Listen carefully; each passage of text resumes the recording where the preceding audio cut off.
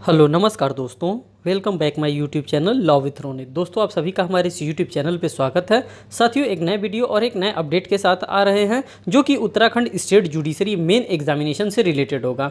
जी हाँ साथियों, इसमें आज हम बात करेंगे आंसर राइटिंग सेशन का। और ये आंसर राइटिंग जो सेशन मैं आपके लिए लेकर के आ रहा हूँ साथियों, ये सीपीसी का पार्ट नंबर 2 है। पार्ट नंबर फर्स्ट मैंने ऑलरेडी अपने इसी यूट्यूब चैनल पर डील करके रखा है। अगर आपने उसको नहीं वॉच किया है तो प्लीज़ आप उसको वॉच करिए, आपको उसमें अच्छे अच्छे क्वेश्चंस देखने के लिए मिलेंगे। आज साथियों पार्ट सेकंड में लेकर के आ रहा हूं और पार्ट सेकंड में जो भी क्वेश्चंस होंगे इनको हम यहां पे एनालिसिस करते हुए चलेंगे कि कौन कौन से क्वेश्चन होते हैं जो कि आपके मेन एग्जामिनेशन में पूछे जा सकते हैं। साथियों आपके सीपीसी में बहुत ज़्यादा सेक्शन हैं, बहुत ज़्यादा ऑर्डर हैं, बहुत ज़्यादा रूल्स हैं, लेकिन हमें सब पे फोकस्ड नहीं होना है। हमें उसी ऑर्डर पे, उसी रूल पे और उसी सेक्शन पे फोकस्ड होना है जहां से आपके मेन एग्जामिनेशन में क्वेश्चन बनते हैं। क्योंकि हम ये एग्जामिनेशन जो देने जा रहे हैं मेंस एग्जामिनेशन, ये प्रिलिमिनरी जैसा बिल्कुल नहीं होता है। इसमें हम वही क्वेश्चन को तैयार करेंगे जो हमारे मेंस एग्जामिनेशन के पॉइंट ऑफ व्यू से इंपॉर्टेंट है, पहली बात। और दूसरी बात, हम प्रीवियस ईयर क्वेश्चन को एनालिसिस करेंगे कि कौन कौन सा प्रीवियस ईयर पेपर में क्वेश्चन पूछे गए हैं, उसी क्वेश्चन के अकॉर्डिंग्स में ही अपने आंसर को हम यहाँ पे करेंगे। देखिए यहाँ पे जो फर्स्ट क्वेश्चन मैंने लिया है, कह रहा है what do you understand bye jurisdiction of court. साथियों ये ऐसा टॉपिक है, यहाँ से आपके एग्जामिनेशन में क्वेश्चन पूछा जाएगा तो डेफिनेटली पूछना ही बनता है। अगर यहाँ से क्वेश्चन पूछा जाता तो यहीं से क्वेश्चन पूछा जाएगा। देखिए इस क्वेश्चन को और भी अलग तरीके से पूछने का कार्य किया गया है और भी लगाया गया है। कह रहा है what are the different kinds of jurisdictions under the code of civil procedure. साथियों जब हम बात करते हैं सीपीसी में, तो सीपीसी में जब हम कभी भी केस फाइल करने जाते हैं या कुछ भी फाइल करने जाते हैं तो हमें जुरिस्डिक्शंस की आवश्यकता होती है कि हम किस जुरिस्डिक्शन में हैं। पर सबसे पहले हमें यह पता करना पड़ता है कि हमारा जुरिस्डिक्शन क्या है, हम किस थाने के अंतर्गत आते हैं, हम किस कोर्ट के अंतर्गत आते हैं, हम किस तहसील के अंतर्गत आते हैं। तभी तो हम जाएंगे कहीं पे भी मामला फाइल अपना करेंगे, पता चले कि हम प्रयागराज में हैं और हम चले जाएं लखनऊ केस फाइल करने, तो ये नहीं हो सकता है ना, हम अपने जुरिस्डिक्शन के अकॉर्डिंग। तो जब यहाँ से सीपीसी में क्वेश्चन बनता है तो यहीं से क्वेश्चन बनेगा जुरिस्डिक्शन बेस्ड। और मैं आपको यहाँ पे डायग्रामेटिकल रिप्रेजेंटेशन के माध्यम से समझाऊंगा कि किस तरह से आप अपने इस आंसर को आप फ्रेम करेंगे। तो आपके पास जब भी क्वेश्चन आता है दोस्तों, आप क्वेश्चन को क्या करिए, अच्छे से ऑब्जर्व करिए कि ये क्वेश्चन पूछ कहाँ से रहा है, इस क्वेश्चन का रेंज क्या है, कि किस चैप्टर से पूछ रहा है, किस सेक्शन में ये फॉल कर रहा है। हर एक चीज़ को आप क्या करेंगे, धीरे धीरे यहाँ पे ऑब्जर्व करेंगे। तो यहाँ पे जो है आंसर फ्रेम किया गया है, लिखा जा रहा है the term jurisdiction is not defined in the code. सबसे पहले तो आपको यही देखने के लिए मिल जाएगा जो जुरिस्डिक्शन टर्म है ये आपको डिफाइन नहीं किया गया है। जब आप सीपीसी को पढ़ते होंगे तो वहाँ पे आपको देखने के लिए मिलता होगा कि इस टर्म को कहीं पे भी डिफाइन नहीं किया गया है। In Raja Soap Factory versus SP Santraj Supreme Court held that jurisdiction mean the extent of the authority of the court. यहाँ पे आपको देखने के लिए मिल रहा है कि एक सुप्रीम कोर्ट ऑफ इंडिया के द्वारा एक जजमेंट दिया गया था और उसी जजमेंट को हम क्या करते हैं, हम एनालिसिस करते हैं और हमको देखने के लिए मिलता है कि हाँ जुरिस्डिक्शन का मतलब क्या होता है। ठीक, आगे कह रहा है to hear and determine a causes or matter prescribed with reference to the subject matter pecuniary value and local limits. हमें दो चीज़ का जुरिस्डिक्शन सबसे पहले देखना पड़ता है। किस किस चीज़ का जुरिस्डिक्शन देखना पड़ता है दोस्तों, तो सबसे पहले हमें पिक्यूनरी जुरिस्डिक्शन देखना पड़ता है। अगर हम पिक्यूनरी की बात करते हैं कि what do you mean by pecuniary, तो पिक्यूनरी का मतलब होता है साथियों मनी रिलेटेड, मीन्स कि पैसा रुपया से संबंधित हमारा क्या क्षेत्राधिकार होता है, क्या जुरिस्डिक्शन होता है। और दूसरा जब हम बात करते हैं लोकल लिमिट्स की, तो किस लोकल एरिया में, किस लोकल लिमिट्स में हम बिलोंग कर रहे हैं उसके बारे में। अगर हम बात करते हैं काइंड्स ऑफ जुरिस्डिक्शन की, जब आप आंसर फ्रेमिंग करते हैं, जब आप आंसर राइटिंग करते हैं, तो आप इस टाइप से भी क्या कर सकते हैं, आप अपना फ्लो चार्ट बना सकते हैं। और ये बनाएंगे तो आपको इस पे क्या होगा, इस पे नंबर आपको मिलेगा, इस पे आपका नंबर रिड्यूस नहीं किया जाएगा। इसी को डायग्रामेटिकल रिप्रेजेंटेशन कहा भी जाता है। तो देखिए काइंड्स ऑफ जुरिस्डिक्शन को आप देखेंगे तो यहाँ पे आपको पिक्यूनरी जुरिस्डिक्शन दिखता है। जब हम बात करते हैं साथियों पिक्यूनरी जुरिस्डिक्शन की मतलब, तो पिक्यूनरी का मतलब होता है मनी रिलेटेड, कंसिडरेशन रिलेटेड। हम किसकी बात करते हैं, तो मनी के बारे में हम यहाँ पे सोचते हैं। जैसे पिक्यूनरी आ गया, पिक्यूनरी का मतलब होता है पैसा रुपया। बात करते हैं सेकंड पे टेरिटोरियल जुरिस्डिक्शन। अब टेरिटोरियल जुरिस्डिक्शन क्या होता है दोस्तों, तो टेरिटोरी का मतलब होता है एरिया से रिलेटेड होता है, उसके बाद से डिवीज़न से रिलेटेड होता है, जोन से रिलेटेड होता है कि हाँ आप किस एरिया में आप आते हैं।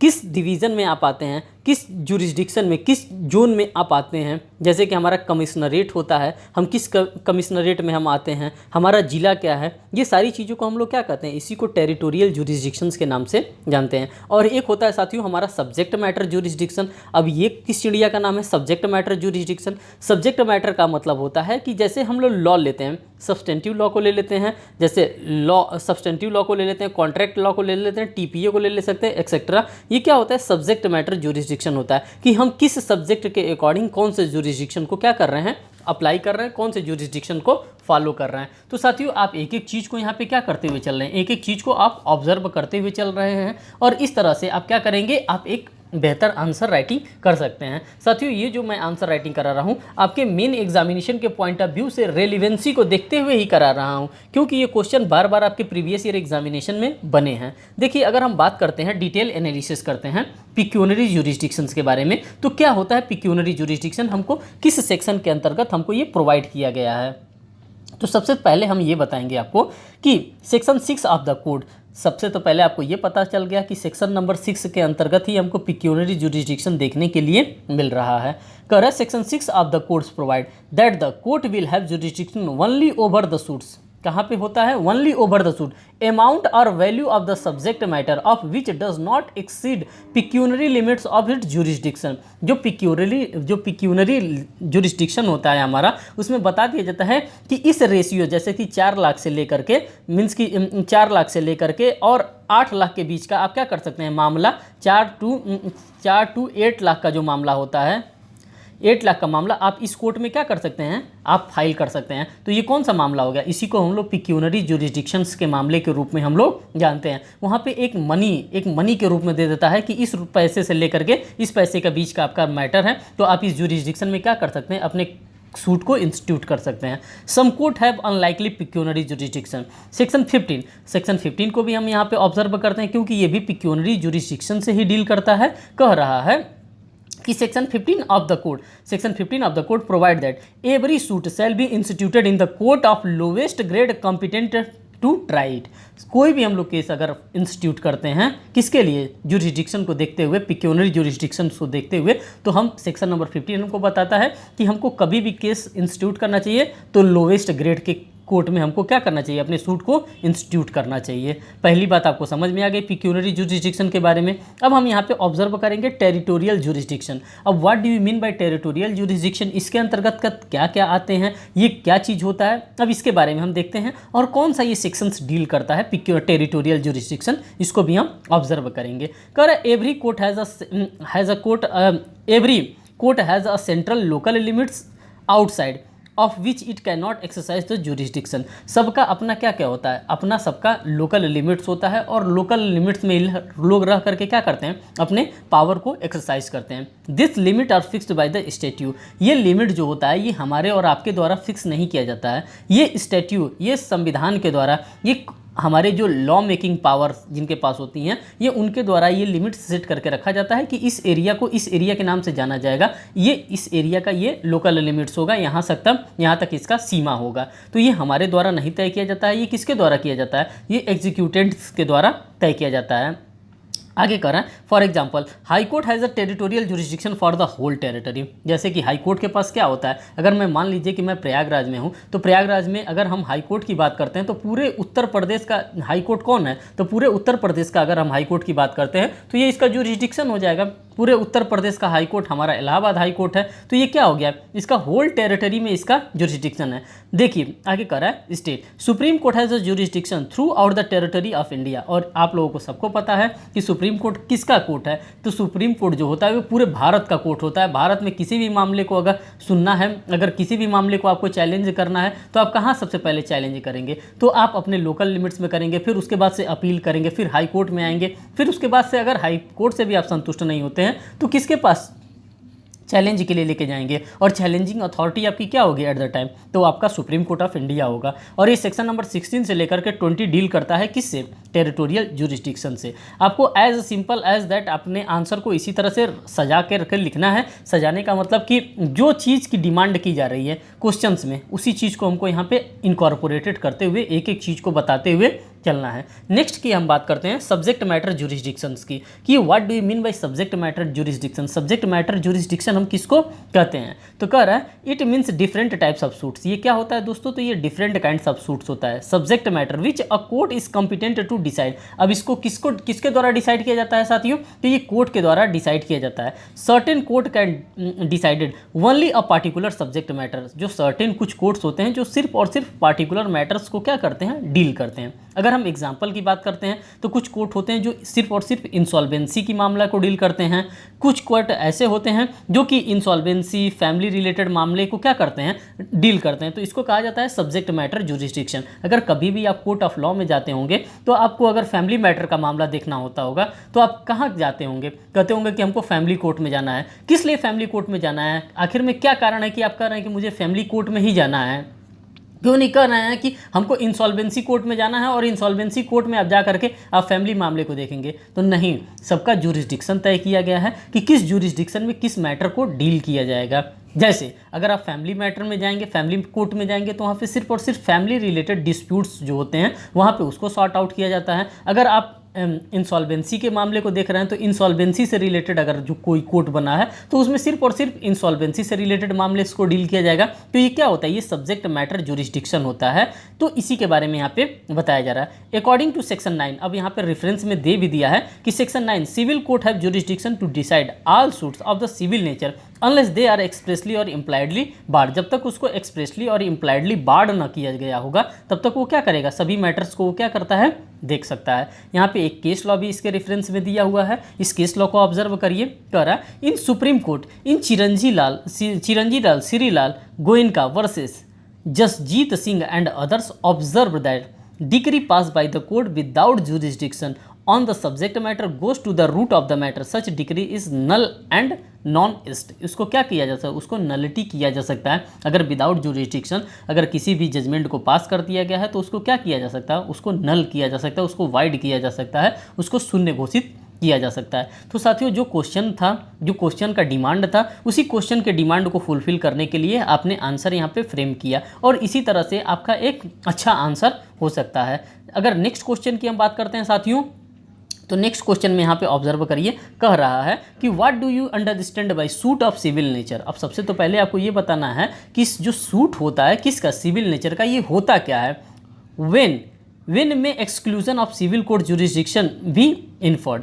सबसे पहले जब आप क्वेश्चंस को पढ़ते हैं तो क्वेश्चन को आप ऑब्जर्व करिए कि क्वेश्चन आखिर में कह क्या रहा है, किस चीज़ के बारे में हमसे पूछ रहा है। तो यहाँ पे आप क्वेश्चन को आपने ऑब्जर्व कर लिया। अब इसी के रिस्पेक्ट में इसके आंसर को भी ऑब्जर्व करिए कि आंसर क्या कह रहा है। कह रहा है the term civil is not defined in the code. जो टर्म होता है सिविल, ये भी आपको कहीं भी डेफिनेशन क्लॉजेस के अंतर्गत देखने के लिए नहीं मिलता है। According to the dictionary meaning. अब इसके डिक्शनरी मीनिंग में हम जाएंगे और देखेंगे कि शब्दकोश डिक्शनरी में क्या कौन सा मीनिंग दिया गया है, किसके मतलब सिविल का मतलब क्या होता है। ठीक, it pertains to private rights and remedies of a citizen as distinguished from criminal, political, religious etcetera. इसके मीनिंग को अगर हम सिविल्स को देखते हैं तो यही सारी चीज़ें इसके मीनिंग्स में हमको देखने के लिए मिलता है अगर हम डिक्शनरी मीनिंग्स को इसके ऑब्जर्व करते हैं तो। नेक्स्ट कह रहा है सूट ऑफ सिविल नेचर। किसकी बात कर रहा है साथियों? तो कह रहा है कि suit of civil nature are suit between the subject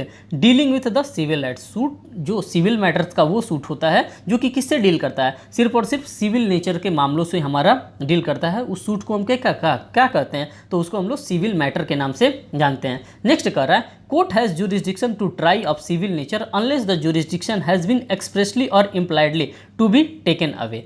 आगे देखिए कह रहा है in the case of special court will have the jurisdiction to try the suit. जो स्पेशल कोर्ट्स होते हैं उनके पास क्या होता है? ज्यूरिसडिक्शन होता है। वो क्या कर सकते हैं? वो ट्राई कर सकते हैं। सभी सूट्स को वो क्या कर सकते हैं? ट्राई कर सकते हैं। जैसे यहाँ पे फॉर एग्जांपल के लिए हम यहाँ पर ले लेते हैं। कह रहा है मैट्रिमोनियल डिस्प्यूट्स और डिस्प्यूट्स ऑफ सिविल नेचर। जो शादी विवाह से रिलेटेड मामले होते हैं जिसको हम लोग फैमिली डिस्प्यूट्स के भी नाम से जानते हैं। ये कैसा डिस्प्यूट्स होता है? तो ये जितने भी डिस्प्यूट्स होते हैं इस टाइप के सभी के सभी सिविल नेचर्स के होते हैं। But the suit can not be filed in the ordinary civil code because the legislature has enacted family code for this purpose. अगर हमारे पास पार्लियामेंट है और पार्लियामेंट के द्वारा अगर इनके लिए स्पेशल कोर्ट बनाया गया है, इनके लिए स्पेशल अगर सुविधा प्रदान की जा रही है, तो ये क्यों आकर के किसी दूसरे कोर्ट में ये मामले को अपने फाइल करेंगे? ये उसी कोर्ट में जा करके अपने फाइल को इंस्टीट्यूट करेंगे जहाँ पे इनको क्या किया गया, जहाँ पे इनको एक प्लेटफॉर्म दिया गया है। जैसे अगर फैमिली मामले का डिस्प्यूट है तो वो कहाँ जा करके मामले को इंस्टीट्यूट करेंगे, तो अपने फैमिली कोर्ट में ही जा करके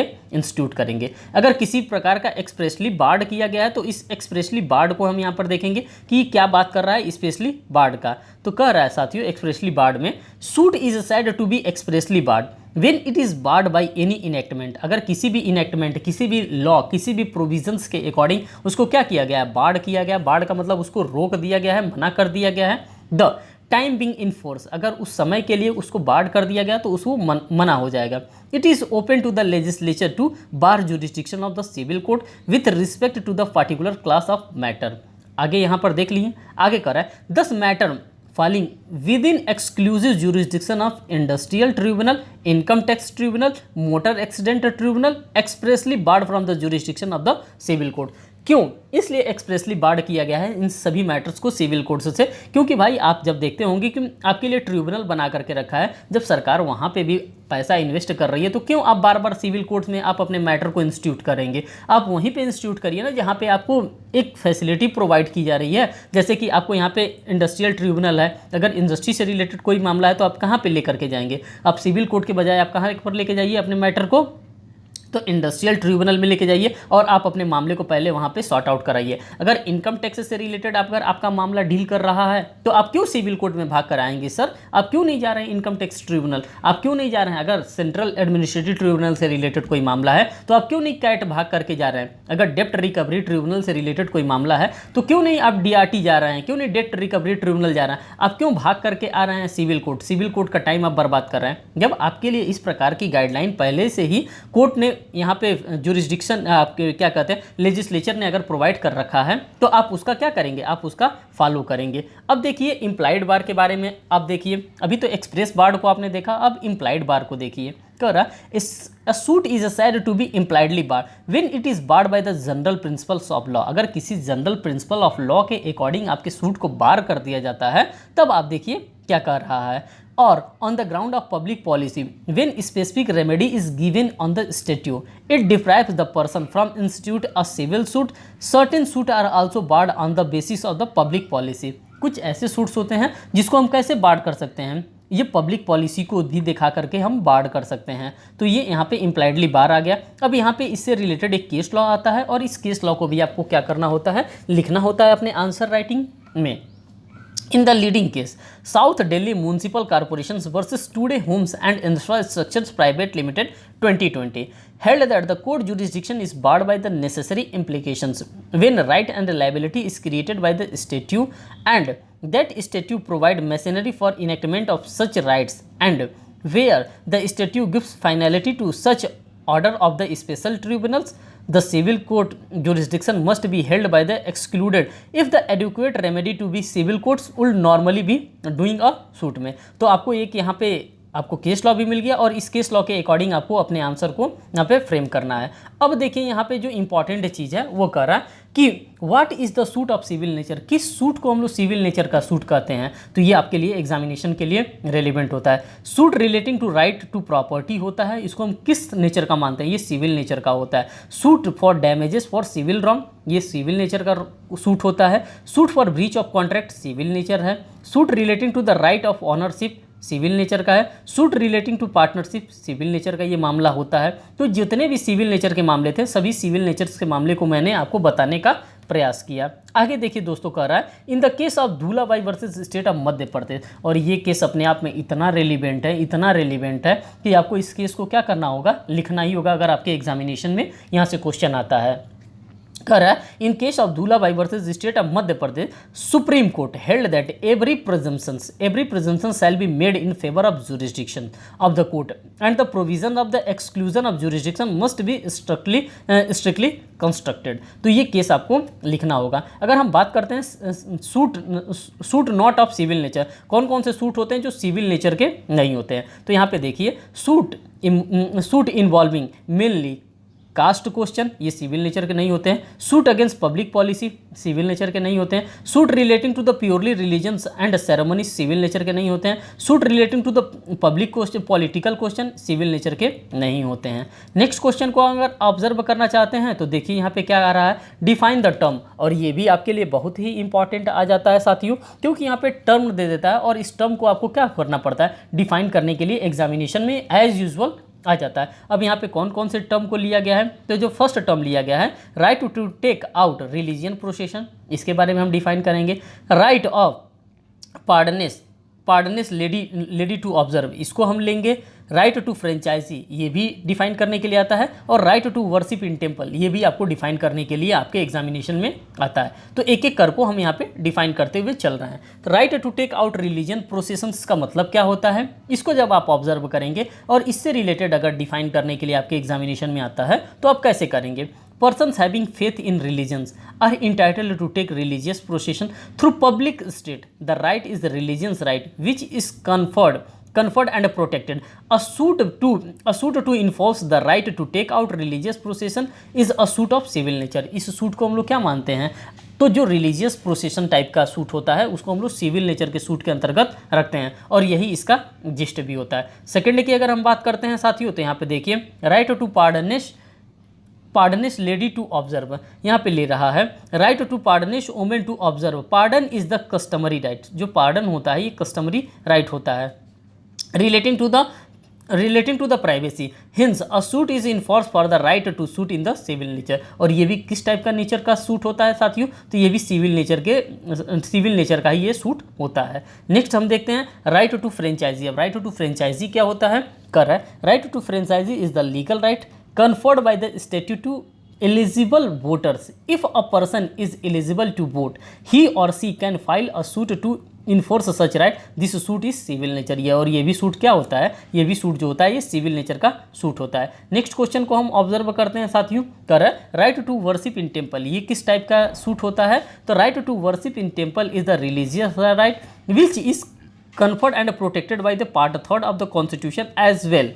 इसको किसके द्वारा प्रोटेक्ट किया गया है, तो हमारे फंडामेंटल राइट्स के द्वारा इसको क्या किया गया, प्रोटेक्ट किया गया। A suit to enforce such right is a suit of civil nature, इसको भी हम किस नेचर का सूट मानते हैं, तो इसको भी हम सिविल नेचर का सूट मानते हैं। तो साथियों जो भी क्वेश्चंस आपके लिए मैं लेकर के आया था उन सभी क्वेश्चंस को मैंने यहाँ पे एनालिसिस करने का कोशिश किया, एक एक क्वेश्चंस को मैं आपको बताने का, मैंने समझाने का प्रयास किया, और इसी टाइप के क्वेश्चंस आपके एग्जामिनेशन में पूछे जाते हैं। साथियों अगर आप हमारे चैनल पर नए हैं तो चैनल को जरूर सब्सक्राइब करिएगा, वीडियो को लाइक करिएगा और बेल बटन दबाना तो बिल्कुल भी ना भूलिए। और दूसरा इंपॉर्टेंट चीज़ ये है कि अगर आपको इसका नेक्स्ट वीडियो चाहिए तो आप कमेंट सेक्शन में हमको बताएंगे, तो मैं इसका नेक्स्ट पार्ट भी आपके लिए बहुत ही जल्द लेकर के आने वाला हूँ। साथियों मैंने आईपीसी का पार्ट 4 तक कंप्लीट करा दिया है, इसके बाद आईपीसी का पार्ट नंबर 5 मिलेगा। अगर आपको उसको भी देखना हो तो आप उसको भी वॉच कर सकते हैं। फिर मिलते हैं नेक्स्ट सेशन में नेक्स्ट एक नए वीडियो के साथ, तब तक के लिए बाय।